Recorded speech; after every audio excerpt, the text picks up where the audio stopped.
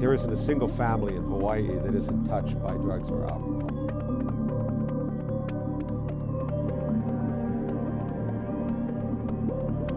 So if we're going to do anything about making the system work better, we've got to address drugs and alcohol.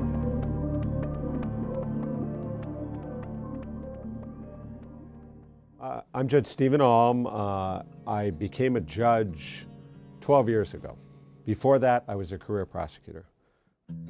Probably 85% of the cases involve people either high at the time or having issues with it or have had issues in the past, so it's hard to get away from. And when I was appointed to this current assignment, when Judge Marie Milks retired, that was summer of 2004. And the first week in court, I would get motions to revoke probation, where the PO had given folks multiple chances on probation, but with no consequences for violations. And then finally got fed up and said, Judge, send him to prison for 5 or 10 years. And I thought that system is not set up to be successful. If you tell folks at sentencing there are going to be consequences and that they have to follow all these rules, and then they don't follow the rules and there are no consequences right away, then when there are consequences, it's 5 or 10 or once in a while 20 years in prison. That doesn't make any sense to me. You know, we wouldn't raise our kids that way, but that's the way our probation system works. So I really thought to myself, what would work to help folks succeed on probation?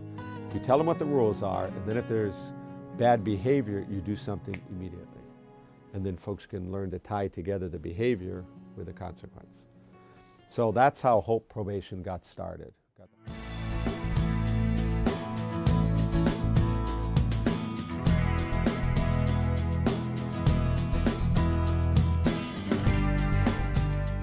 2 years ago, I became the drug court judge as well. And that's what was going on in court today.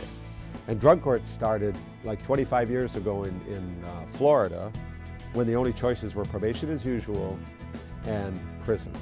So they thought, what if we had somebody come in front of a judge once a week, get a counselor, a case manager, go to treatment, real wraparound services. Maybe they could do better. And drug courts have done very well. Good morning, Ms. Shelton. Good morning. How are you doing? Good. Did I see you got your CBA's diploma? Yeah. Congratulations. Good student, huh? Good for you. And I see you're working with Randy and stuff? Yes. Good. How's work going? Good. Good. How long you been there now? Since March. Okay. Well, I know it took a while to find a job, but you stuck with it, and good for you. How's the family? Good. Good. Well, it looks like you're doing well, working on this program, huh? Yeah. How much sober time? The total make 27 months. Wow, that's great. Okay, let's have you come back in 4 weeks, Ms. Hilton. Okay, thank you. One of the problems, though, is they tend to focus, for a variety of reasons, on low-risk folks, people who are in the court system for the first time, say, picked up their first felony. If they successfully complete drug court, the charge against them is dismissed. So because the prosecutors are moving to dismiss the charge, they have a total veto over who goes into the program early on. But we've learned a lot about research since our drug court started here, I think 18 years ago. And there are really 3 big research components. One is you should focus your resources on the highest risk people. I think virtually every other part of government and society does that already. You know, the prosecutor's office, they put the most experienced deputies handling the big cases. Public defenders, same thing. I'm sure drug treatment programs, you know, are focusing often on the people that are having the most problems there, right? I mean, this is just common sense. It is seeping its way into the judiciary, and we're trying to be better about it. So we have shifted our drug court in the last couple of years to dealing with a more higher risk population. Folks that have been on probation for a while, but are continuing to have problems. I've analogized the courthouse to a hospital. Regular probation is the outpatient clinic. It can help some folks, refer them to services if they're on board and trying to make it work. If people are having problems, then, or they're sick or ill, they're in the hospital wards. That's HOPE. You can deal with some serious problems in the hospital wards, but that means for the most intensive programs in the judiciary, that's drug court. That's our intensive care unit. Most of them see it as a privilege. They know their back's up against the wall. They know we've tried other treatment programs, often the shorter ones, and we're looking at Habilitat, we're looking at Sand Island, we're looking at drug court, or we're looking at prison. And drug court works with all of the treatment programs on the island. Drug court works with Habilitat, it works with Sand Island, it works with Salvation Army ATS, it works with Hinamauka, it works with Ho'omaukeola, Women's Way, Queen's Day Treatment, Ho'okalike, Malama Recovery. It works with all of the treatment programs, and it runs its own intensive outpatient classes here. Yes, sir. That's great. How's work? Wonderful. How's the zoo? Great. Families here? Yes, sir. All good, huh? Oh, that's great. Well, how much overtime for you? 130 days. Okay. Well, we also owe you a certificate for successfully completed for part of the FUCUA. You bet. Okay, we'll see you in 3 weeks, Mr. Bales. Keep it up. Yes, sir. So we really are trying to get a better handle on how to successfully supervise people on probation. And like I said, most of the folks coming to drug court really had their back up against the wall, and many were looking at the open term or a 2-year drug treatment program. And so instead now, they're in drug court, they may be in one of those programs as well, or doing the program in drug court, but most of them are taking advantage of it. And I've always wanted to do more than just work in the cases in front of me. You know, I thought if you could change the system, you're gonna try to help more folks. Both my parents were teachers. I think for my brother and me, it was always about doing more and doing, not necessarily getting paid for it, but just trying to help make the community better. You can see in court today, I was so happy that Kapo Leslie was willing to speak to the drug court clients, because people who have been in recovery have told me that when they were, in the grips of things and kind of hitting bottom, it really helped them to hear about other people that had made it, other people that had been successful. Because nobody has the same life history, nobody's had exactly the same experiences. But when people have come from tough situations and have overcome them, like Mr. Leslie, I think it's really good for the drug court clients to think, well, if he can do it, maybe I can do it. And to see there can be success, even though you've started in a really tough situation, that you can step it up and deal with it. But this is all about personal responsibility, it's all about consequences. But it's got to be internal. The person's got to want to change, they've got to want to improve their life, they've got to want to get back with their family. In the criminal justice system, we're just trying to set up systems so we can help them make the right choices. Good to see you folks all again. We keep talking about good choices are going to have good outcomes, bad choices are going to have bad outcomes. We have a guest today who I asked to come and say a few words to you. I think he's one that would tell you about how some good choices can lead to some good outcomes. Mr. Leslie, could I have you come up? Let's welcome our guest.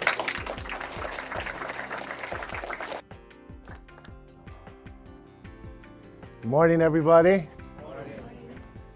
It's kind of awesome being in the courtroom, because my experience with courtrooms, especially with Judge Alms, have been, I'm rolling the dice on the rest of my life. So for most of the time when I've ended up in front of this man, my life was on the line. There was no mistake about it. I had made some crucial mistakes after giving chances and chances and chances, and I failed to put my side of the bargain on the plate and be a part of the plan of success. There are going to be consequences, good or bad, but if you make bad choices, you're going to get bad consequences, which typically means going to jail for a certain period of time. On the other hand, if you make a mistake, like in HOPE, but you deal with it immediately, it's going to be a few days in jail. If you don't, it's going to be longer. And in drug court now, it's kind of similar. If you make a mistake, deal with it honestly right away, that's fine. If they don't, they're going to be incarcerated for longer periods. And now, if you fail at drug court, you go to prison. There's no more safety net. In the past, if people failed at drug court, then they're often given a chance on regular probation. And to me, if you can't make it in drug court with all the services that are there, either you're not trying hard enough or you have such a bad addiction, you got to be removed from society for a period of time. So there are people in drug court that are going to fail. Some of the folks have been to all of these different treatment programs, or many of them, and have chose to run away and abscond. Well, in that case, it doesn't mean they're bad people, but it means their actions have shown us that they're just not cut out for supervision in the community. And they may need the long time out in prison. As I continued to grow up, I got deeper and deeper in drugs. Started to have relationships, solid relationships, where I started to have a family and kids. And I pretty much put that on an altar and pissed on all of that too. So I was so dedicated to what I was doing, as many of you in this room can relate, that we were willing to put everything we thought we loved and acted like we loved on an altar and gave it away, because we were dedicated to what we thought was right and what we thought was good. So however you relate to that, it's your trip. So after ruining pretty much of my life, I'll just keep things in a small package right now. Dedicated myself more to crime, and then in 2000, I did something that changed my life, and the result was I got indicted for murder, and I ended up going to prison for manslaughter. And the whole sick thing about it was that my justification for this action at the time was I was right. There was no mistaking that I was right. This guy was wrong. He deserved what he got. And I'll be honest with you, man. I even had a chance to save this guy. And it's something important that I need to share with you, because at a split-second decision, I changed my life from an assault to murder. You know? And it was because of the condition of thinking that I had in my life. I did not care what anybody else think. I'm sure all of you can relate. My way was way. You guys accept what I have. Nobody can force you to do anything you don't want to do. And since I can't directly control what you're going to do, I can control what I'm going to do. And that means you can count on, from now on, if you violate a condition of probation, you're going to go to jail for a period of time. But we're all human beings. We can all make mistakes. We can forget things. We can miscalendar things. We can even make a bad choice and get high. If you come in and admit to it right away, it's just going to be a few days in jail. If you run away and law enforcement has to look for you, it's going to be at least 30 days. And if that happens repeatedly, it means the open term, the 5 years or 10 years in prison. If you're here just to go through the motion, yeah, right on, go for the ride and get ready to go back to where you came from. Because that's what's going to happen.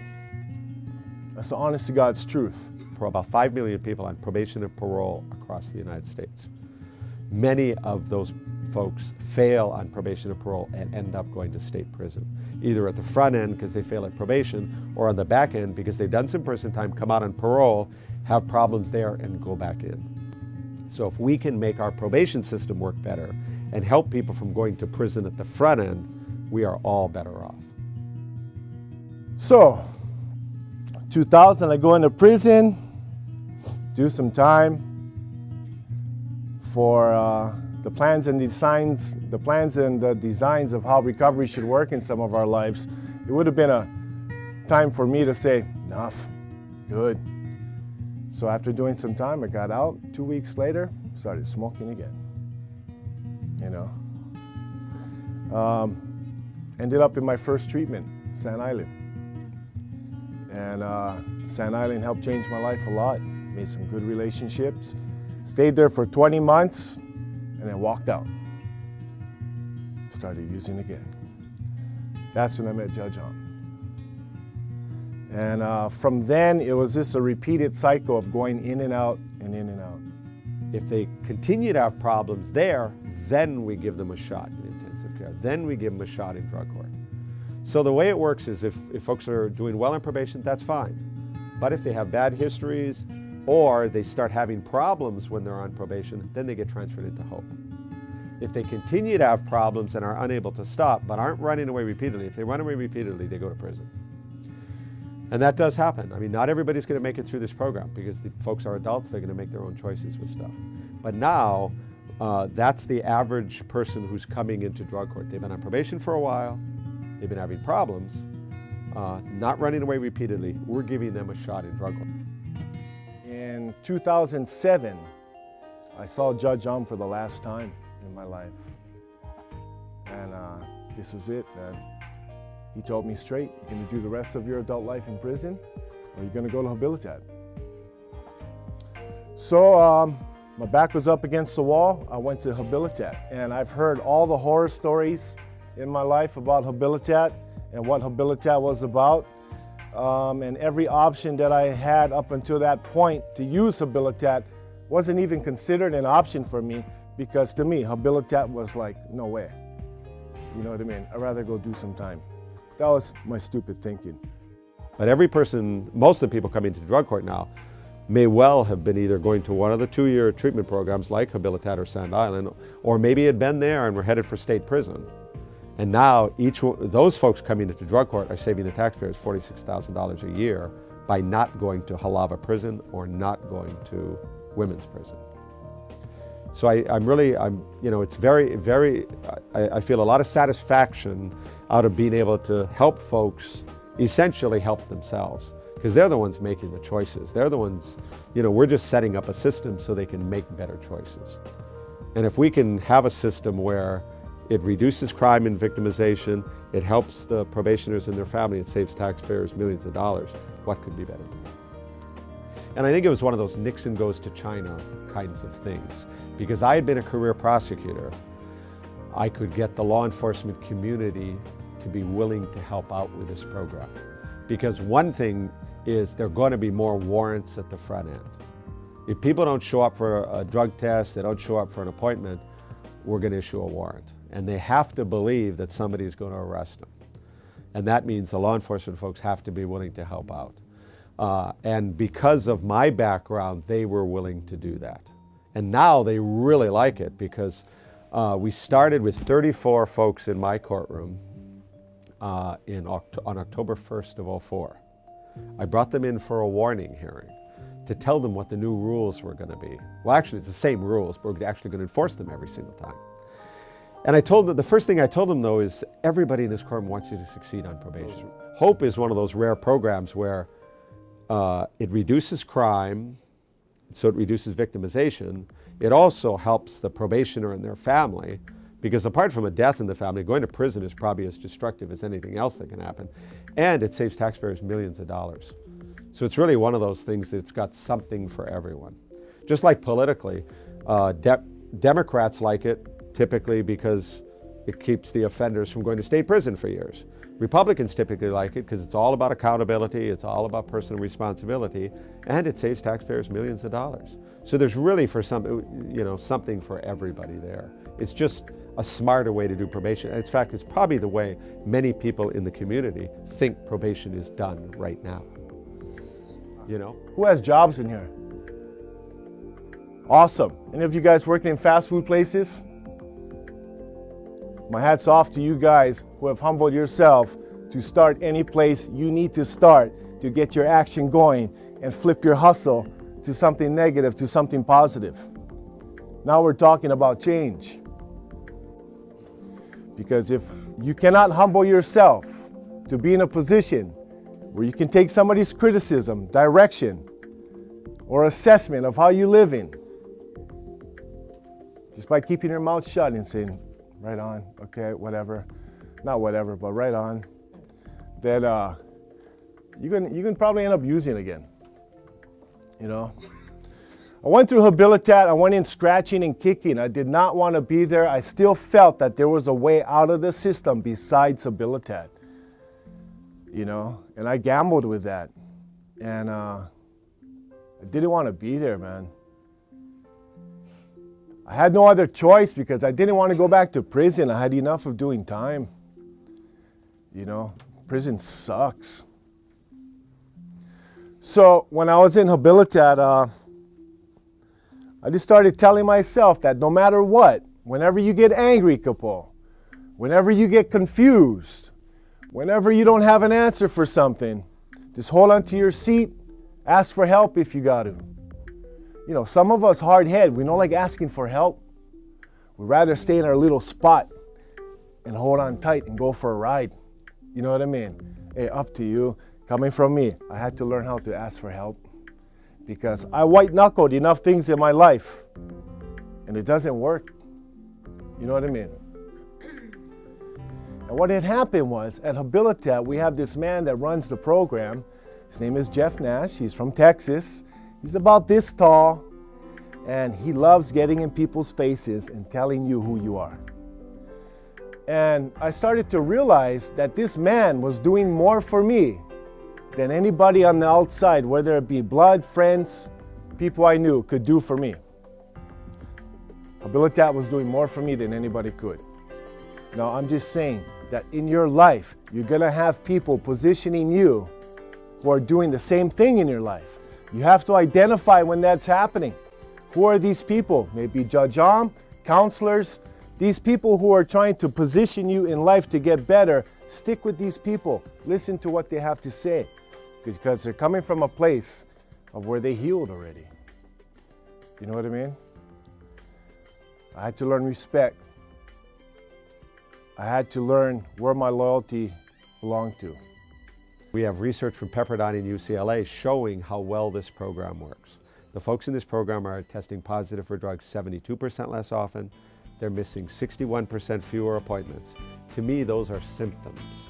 The real payoff here is that folks in HOPE are getting arrested for new crimes 55% less often than in the control group. We have research from Pepperdine and UCLA that shows this. They're getting their probation revoked 53% less often, and they're going to Halava or women's half as often. So all the law enforcement entities, the police, the sheriffs, and the U.S. Marshals are all happy to help out with serving more warrants because A, they're helping to prevent crime. Fewer new crimes are being committed. But the second part of it, their own investigative services like the Criminal Investigation Division, HPD, they don't have to investigate as many burglaries or car thefts or assaults that take hours and hours and hours. So they're on board with all of that. So HOPE has been something working extremely well. I started with 34 people, like I say, October 1st of 04. I now supervise 2,000 people in the program. There are about 8,000 people in felony probation or deferral on Oahu.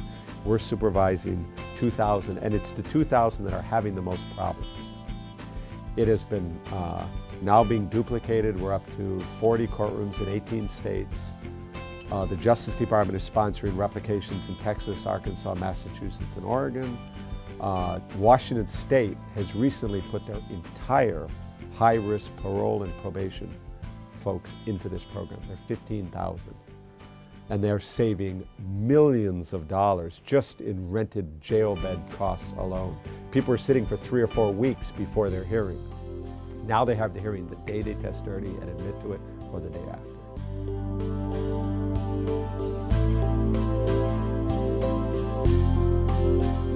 I think there's an even chance HOPE will become the way probation and parole are done across the country. And down the road, there's even going to be a pilot project here on HOPE pretrial. So we can, when people are waiting for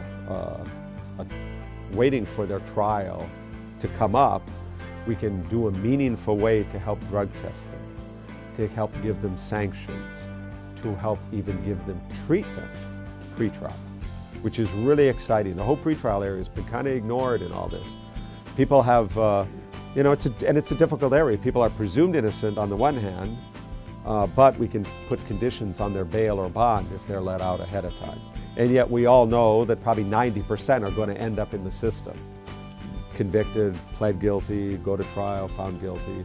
Some will not, some are not guilty, they shouldn't be convicted, but many will. So we're excited about that aspect of it too. But HOPE Probation is now statewide. There's a HOPE court on Kauai, there's one on Maui, there's several on the Big Island. It's, like I say, it's spreading across the country.